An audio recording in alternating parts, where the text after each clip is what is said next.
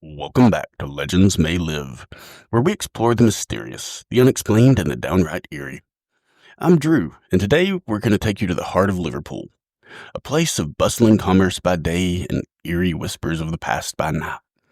What if one moment you were out shopping, only to turn around and find yourself lost in a reality that's totally unfamiliar?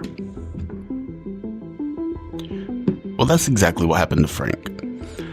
On a warm July afternoon in 1996, Frank and his wife Carol were out for the night strolling through Liverpool. It was a nice night, so when Carol found herself immersed in a bookstore, Frank decided to step out and enjoy the night air.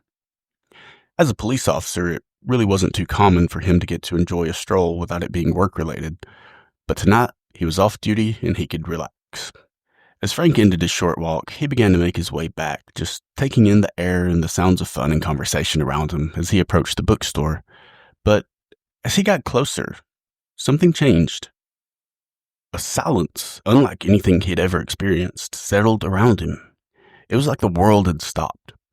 Then, out of nowhere, a small cream-colored van rushed by him, its horn blaring. The name Kaplan's was emblazoned on its side.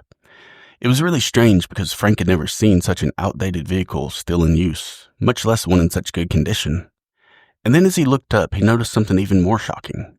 The people. Men in long overcoats and trebly hats. Women in pillbox hats and gloves. Their dresses were crisp with an old-fashioned elegance. Everything suddenly looked like a scene from the 1950s. Frank's mind was flooded with confusion and anxiety, but he wondered how could he miss all this just moments ago. He turned toward Dylan's, expecting to see the familiar bookshop, but instead he found himself staring at a storefront labeled Cripps. Still, he continued on inside, and as he stepped through the door, he found handbags and shoes were neatly displayed, completely at odds with the bookstore he expected. But then he saw her, a young woman dressed in modern 90s attire, a Miss Selfridge bag clutched tightly in her hands. Their eyes met, reflecting the same confusion and the same fear. Without a word, they moved to leave, and as soon as they did, the world snapped back. They were inside Dylan's again. The bookshelves, the scent of ink and paper, no handbags, no Cripps. The woman turned to Frank, her voice barely above a whisper, when she asked, "Did you see that?" Frank could barely force out, "It wasn't just me?" Later, Frank would look into his experience.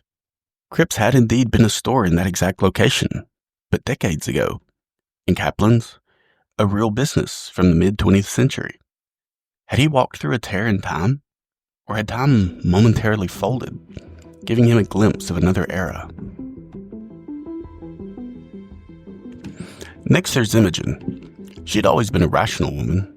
She didn't believe in the supernatural, let alone time slips. But one afternoon, while shopping for baby clothes, she stumbled upon something she couldn't explain. It all started with a Mothercare store, sitting neatly at the corner of Lord Street in Whitechapel. Imogen made her way inside, and as she made her way through the store, she was amazed at how low the prices were. She thought it was likely part of an opening sale. As she made her way through the store, Imogen took advantage of the low prices and excitedly grabbed up several things before making her way to the front. She put her things on the counter, and as the cashier worked up the total, Imogen was digging through her bag.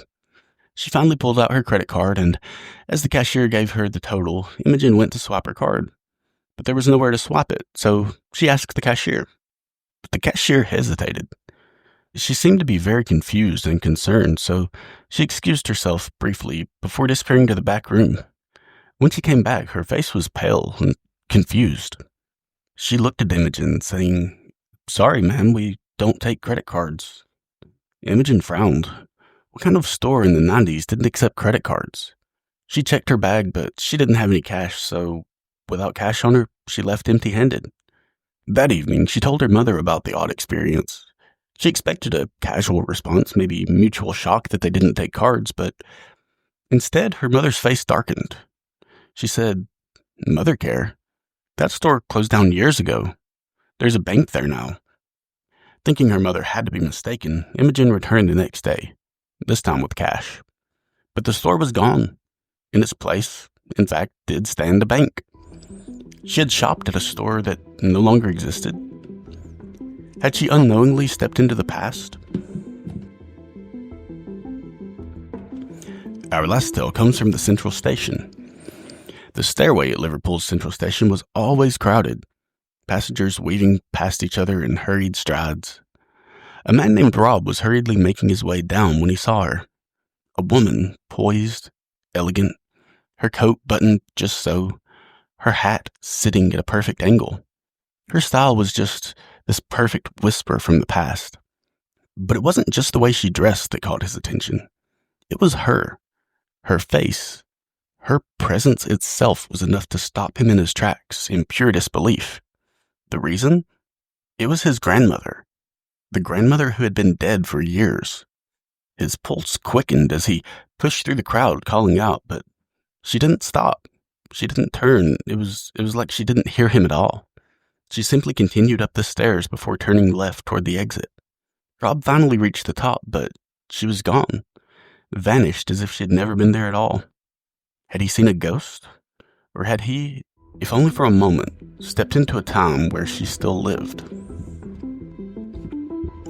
And that wraps up today's episode of Legends May Live. What do you think? Time slips? Alternate realities? Glimpses of the past walking among us? Are these merely tricks of the mind, or is time itself far more fluid than we dare to imagine? Let me know your thoughts, and if you liked our story, please be sure to drop a review, like, and subscribe. Until next time, keep your eyes open and keep a lookout, because it turns out legends may live.